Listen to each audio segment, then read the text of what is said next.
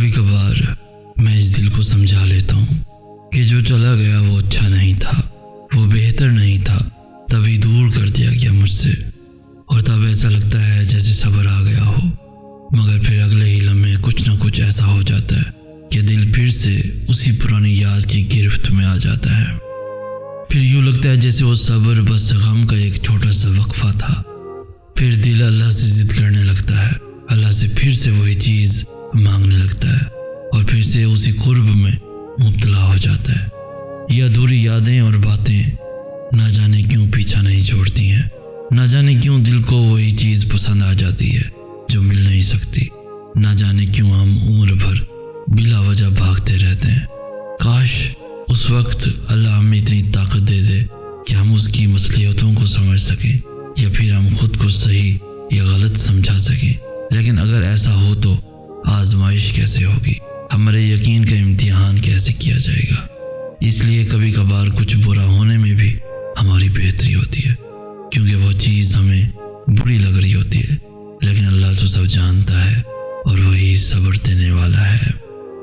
مجھے اب لگتا ہے کہ اللہ نے مجھے بہت پیار سے بنایا تھا، وہ مجھے کسی ایسے شخص کو سونپنے پر تیار نہیں تھا جو میری ناقدری کرتا، مجھے ضائع کرتا، اور وہ شخص وہ میرے ساتھ یہی سب کچھ کرتا، وہ میری قدر کبھی نہ کرتا۔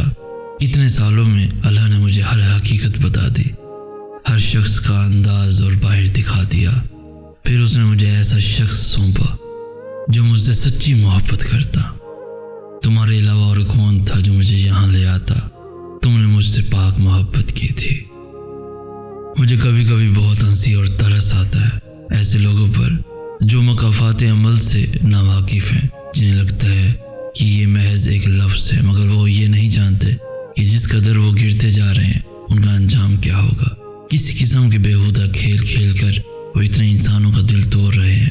یہ سب صرف وہی کرتے ہیں جن کی تربیت میں یا تو کمی رہ جاتی ہے یا پھر ان کی تربیت ہوتی ہی ایسی ہے۔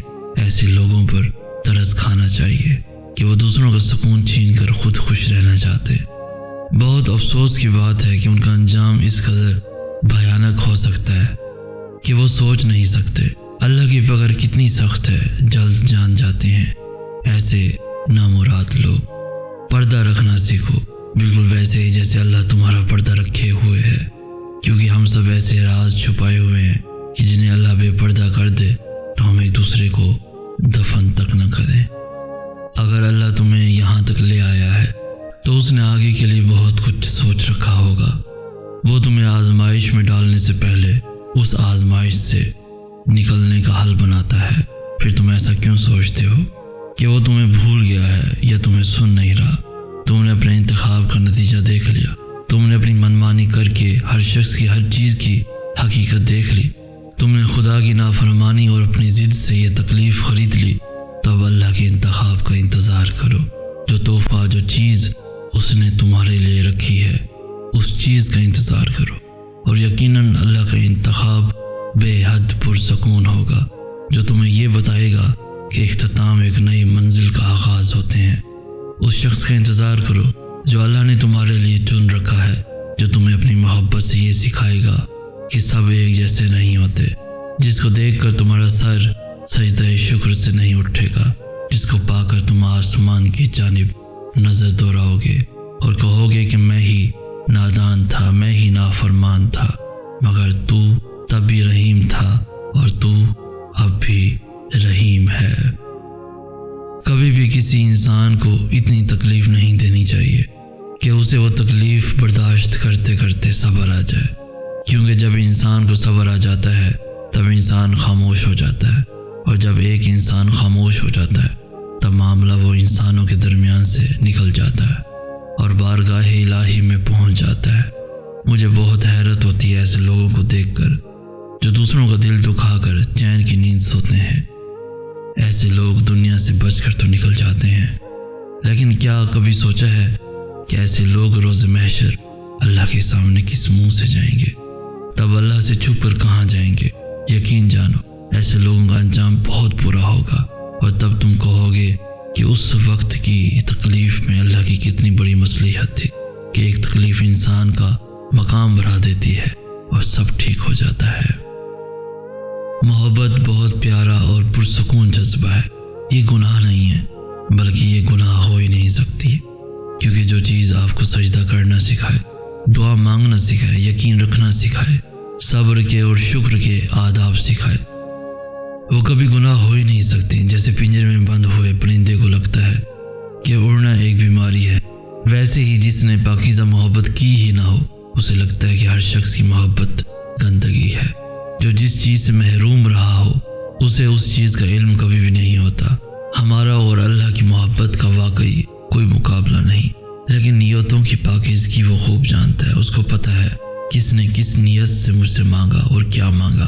لوگ اور حالات اچھے یا برے ہو سکتے ہیں، لیکن محبت کبھی بری نہیں ہوتی. یہ تو عطا ہے اس کے لیے، اللہ جسے چنے جب چنے. اللہ نے ہر کسی کی تقدیر بہترین لکھی ہے. دیکھیے کبھی اللہ کی بنائی ہوئی کوئی چیز نامکمل دیکھا ہے کچھ ایسا جو اللہ نے بنایا اور اس میں بہتری ابھی آنی ہو؟ چاند، سورج، آسمان اور زمین اور اس کی بنائی ہر چیز دیکھی ہے تم نے. بے شک وہ صحیح کہتا ہے، میں نے ہر چیز کو مکمل اور بہترین شکل میں بنایا ہے. تو تم نے کیسے سوچ لیا کہ اللہ نے تمہارے لیے جو سوچ رکھا ہے وہ بہترین نہیں؟ اللہ نے ہر چیز مکمل بنائی ہے، تو تمہاری کہانی کیسے نامکمل چھوڑ سکتا ہے؟ وہ تمہیں کیسے کسی اور کے رحم و کرم پہ چھوڑ سکتا ہے؟ وہ تمہارا کیسے ٹوٹا ہوا دل چھوڑ سکتا ہے؟ وہ تمہیں کیسے اکیلا چھوڑ سکتا ہے؟ اللہ نے ہر چیز مکمل بنائی ہے، تو تمہاری کہانی کیسے نامکمل چھوڑ سکتا ہے؟ میرا اللہ کچھ بھی نامکمل نہیں چھوڑتا. واحد وہی تو ہے جو اپنے وعدے پورے کرتا ہے. توکل رکھو، دکھی دل سے نکلی ہوئی التجا وہ کبھی واپس نہیں موڑتا. پھر وہ مسکراتے ہوئے ہی کیوں نہ مانگی گئی ہو، اور جب اللہ عطا کرنے پہ آتا ہے تب وہ یہ نہیں دیکھتا کہ وہ چیز تمہارے نصیب میں ہے بھی یا نہیں. وہ تو بس طرف دیکھتا ہے کہ اسے پانے کی طرف تمہیں ہے یا نہیں، اور پھر وہ اپنے پوشیدہ راستوں سے تمہیں انہی بند دروازوں کی اس پار لے جاتا ہے جہاں جانے کا خیال بھی تمہیں ناممکن لگتا ہے. تہجد میں جاگ کر تیرے روبرو بیٹھ کر پوری رات نہ سویا ہوں. جب ہر چیز سے ہار گیا تب بھی تیری رحمت سے مایوس نہ ہوا ہوں. تو نے ماں کو بنایا ہے، سوچتا ہوں تو خود کیسا ہوگا، تو خود کیسا ہوگا. جب خواہشیں ضد بن جائیں تو وہ بس تکلیف دیتی ہیں، اور پھر اللہ اسی چیز پہ آزماتا ہے جس پہ دل ضد کرتا ہے. اللہ اسی پر آزماتا ہے جو چیز انسان کو خود سے زیادہ پیاری ہوتی ہے. آزمائشیں من پسند چیزوں سے شروع ہو کر اللہ کی رضا میں راضی ہو جانے پر ختم ہو جاتی ہیں.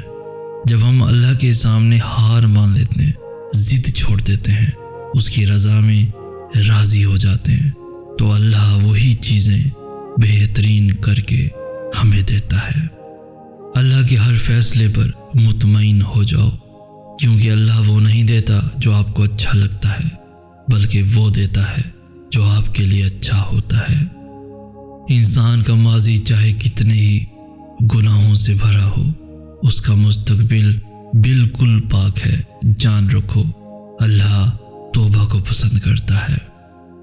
ایک وہی تو ہے جو سب جانتا ہے، اس سے کچھ پوشیدہ نہیں، حتیٰ کہ وہ ہماری سوچوں اور دل کی باتوں تک سے واقف ہے.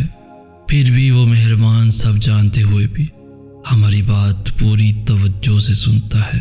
اللہ ہی تو ہے جو یہ نہیں کہتا مجھے سب پتہ ہے، کوئی نئی بات کرو. وہ نظر انداز نہیں کرتا، وہ سننے سے انکار نہیں کرتا. جب پکارو، جس شدت سے پکارو، وہ ہر بار لبیک کہتا ہے، ہر بار کہتا ہے ہاں بول میرے بندے. اللہ کریم سے بڑھ کر کوئی مہربان، کوئی رحیم نہیں. اس لیے جب بھی لگے تم اکیلے ہو، کوئی تمہاری سننے والا، سمجھنے والا، احساس کرنے والا، پیار کرنے والا نہیں ہے، تو دوڑو اس مہربان اللہ کی جانب.